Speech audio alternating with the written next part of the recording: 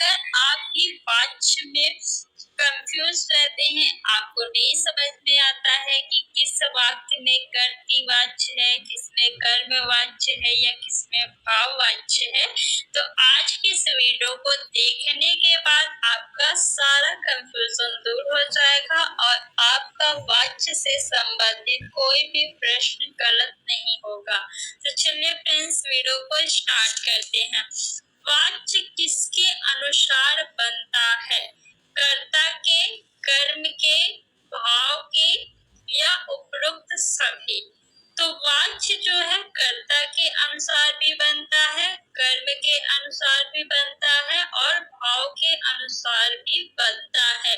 कर्ता के अनुसार जो वाच्य बनता है उसे हम क्या कहते हैं? कर्तृवाच्य कहते हैं।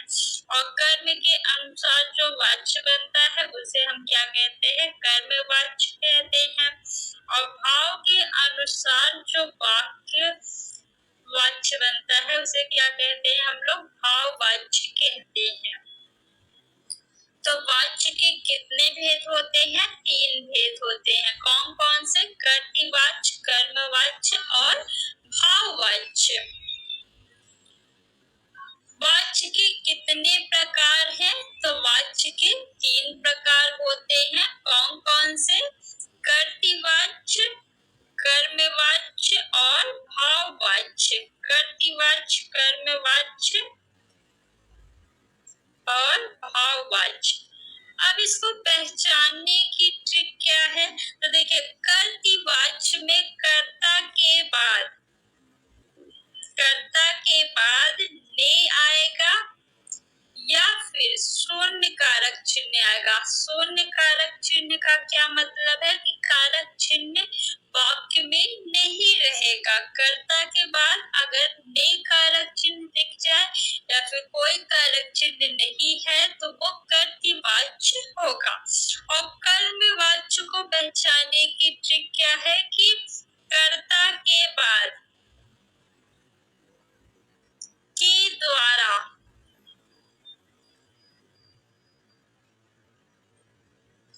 या फिर निर्जीव कर्ता, जहाँ पे निर्जीव कर्ता हो या फिर कर्ता के बाद के द्वारा कारक चिन्ह आ जाए वहां पे आपका कर्मवाच्य होगा।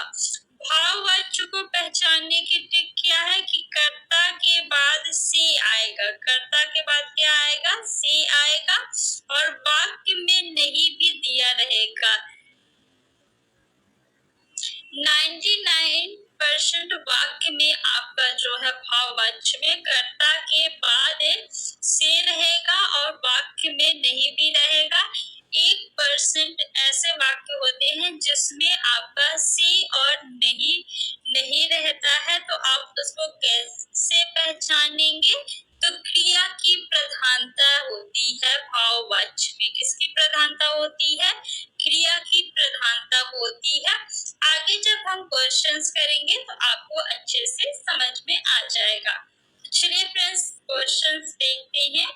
जिस वाक्य में कर्ता की प्रधानता होती है, लिंग वचन प्रायः कर्ता के अनुसार होते हैं, वे वाक्य कहलाते हैं। कर्मवाच्य, कर्तृवाच्य, भाववाच्य, सरल वाक्य। कर्ता की प्रधानता होती है तो कर्ता की प्रधानता होगी तो कर्तृवाच्य कहलाएगा। मैंने आपको पहले ही बताया है। आम खाया जाता है में कौन सा वाच्य है? बताइए, आम खाया जाता है। आम क्या है? कर्ता है। यहाँ पे देखिए, आम जो है ये निर्जीव करता है। कैसा करता है? निर्जीव। किसमें जीव है? निर्जीव है ना आम। तो जहाँ पे निर्जीव करता होता है वहां पे क्या होगा? आपका कर्मवाच्य होगा। आम जो है, देखिए, आम खाया जाता है तो किसी इंसान के द्वारा खाया जाता होगा ना। अब यहाँ पे आम तो खाएगा नहीं, आम को कोई इंसान खा रहा है, तो इसलिए यहाँ पे क्या हो जाएगा? आपका कर्मवाच्य हो जाएगा। कर्तृवाच्य की पहचान क्या है? कि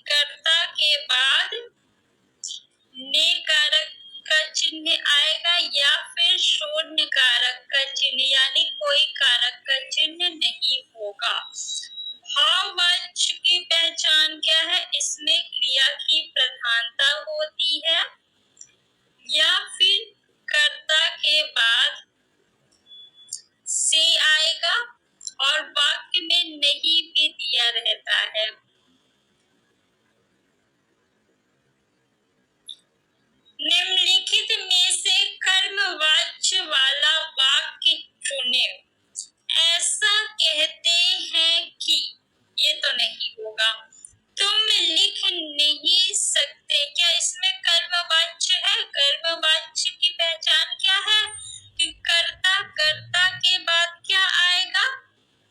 के द्वारा। तो क्या के द्वारा है इसमें? नहीं है ना, तो ये तो नहीं होगा। या फिर निर्जीव कर्ता हो, तो इसमें जो तुम है ये निर्जीव कर्ता तो है नहीं, तो ये तो आपका गलत हो गया।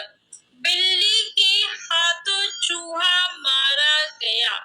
बिल्ली के हाथों, हाथों के स्थान पे हम जो है द्वारा शब्द लगा सकते हैं ना। बिल्ली के द्वारा चूहा मारा गया, हाँ बिल्कुल लगा सकते हैं। तो यहाँ पे बिल्ली, बिल्ली क्या है? कर्ता, कर्ता के बाद क्या आया? के द्वारा शब्द, तो यहाँ पे आपका कर्मवाच्य हो जाएगा। ऑप्शन नंबर सी आपका सही है।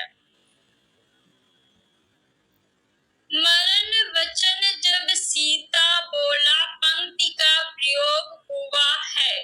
कर्मवाच्य, कर्तृवाच्य, भाववाच्य, गलत वाक्य। मरण वचन जब सीता बोला, मरण, मरण वचन ये क्या है आपका? निर्जीव करता है ना, तो क्या हो जाएगा? कर्मवाच्य। ऑप्शन नंबर ई आपका सही है। मैं खाता हूँ, कर्मवाच्य रूप होगा। मैं खाता हूँ, मुझसे खाया जाता था। देखिए यहाँ पे हूँ है तो कर्मवाच्य में भी हूँ होगा। हूँ यानी वर्तमान काल में रहेगा। यहाँ पे देखिए ये आपका भूतकाल हो गया, तो ये तो गलत है। मेरे से खाया जाता है, मेरे से, मैं का बहुवचन मेरे से नहीं होगा। मुझसे, मैं का बहुवचन क्या होगा? मुझसे खाया नहीं जाता। वाक्य आपका साधारण है, ये निषेधात्मक है, तो ये भी नहीं होगा। मैं खाता हूँ यानी मुझसे खाया जाता है, ये बिल्कुल सही है। ये वाक्य भी साधारण है और ये वाक्य भी साधारण है। ये वाक्य वर्तमान काल में है, तो ये भी वाक्य आपका वर्तमान काल में है। ऑप्शन नंबर डी जो है वो बिल्कुल सही है। भाववाच्य छाटिए। दादाजी के द्वारा अनिल को डांटा गया। यहाँ पे देखिए कर्ता के बाद के द्वारा का चिन्ह आया है, तो कौन सा वाच्य हो जाएगा? कर्मवाच्य हो जाएगा, तो ये तो गलत हो गया। तोते से उड़ा नहीं गया। तोता क्या है? यहाँ पे कर्ता है। कर्ता के बाद से कारक का चिन्ह आया है और वाक्य में नहीं भी है, तो ये कौन सा वाच्य हो जाएगा? भाववाच्य हो जाएगा। ऑप्शन नंबर बी आपका सही है।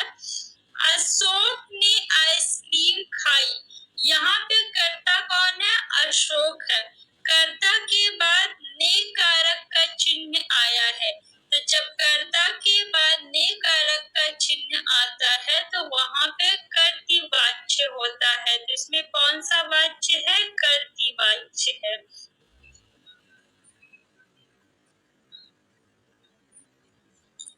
चोर पकड़ा गया, चोर पकड़ा गया, यहाँ पे कौन सा वाच्य है? देखिए चोर पकड़ा गया है, तो चोर को कोई और पकड़ेगा, पुलिस पकड़ेगा या फिर पब्लिक पकड़ेगी। इसमें कौन सा वाच्य हो जाएगा? इसमें आपका जो है कर्मवाच्य हो जाएगा। मुझसे खड़ा भी हुआ नहीं जाता, इस वाक्य का वाच्य होगा कर्मवाच्य, कर्तृवाच्य, भाववाच्य, अन्य वाक्य। मुझसे खड़ा भी हुआ नहीं जाता। मुझसे से आया और वाक्य में क्या है? नहीं ही है, तो कौन सा वाच्य हो जाएगा? भाववाच्य हो जाएगा, क्योंकि कर्मवाच्य में जो है कर्ता के बाद के द्वारा या फिर निर्जीव कर्ता होता है। कर्तृवाच्य में कर्ता के बाद ने आता है या फिर कोई कारक चिन्ह नहीं आता है। ऑप्शन नंबर सी आपका बिल्कुल सही है। निम्न में भाववाच्य बताइए। तुम फूल तोड़ोगे, अब चला जाए, इसमें देखिए अब चला जाए, इसमें क्रिया की प्रधानता है ना। जब भाववाच्य में आपको से और नहीं ना मिले तो क्या देखेंगे आप, उसमें देखेंगे कि क्रिया की प्रधानता है या नहीं। तो अब चला जाए क्रिया की प्रधानता है ना, तो ऑप्शन नंबर बी जो है आपका सही है। बच्चे खेल रहे हैं, कौन खेल रहा है, बच्चे ना, इसमें कौन सा वाच्य हो जाएगा, कर्तृ वाच्य हो जाएगा। तुम फूल तोड़ोगे, इसमें भी कर्तृ वाच्य है। पुस्तकें लिखी जाएंगी, पुस्तकें क्या है यहाँ पे, निर्जीव करता है ना, पुस्तक कोई और लिखेगा, पुस्तकें लिखी जाएंगी यानी पुस्तक को कोई लिखेगा, लेखक लिखेगा या फिर कोई और, तो यहाँ पे आपका कर्मवाच्य हो जाएगा। फ्रेंड्स, वीडियो को लाइक कर दीजिए और इस पर ज्यादा से ज्यादा आप लोग शेयर करिए, और अगर अभी तक आपने चैनल को सब्सक्राइब नहीं किया है तो चैनल को सब्सक्राइब कर लीजिए।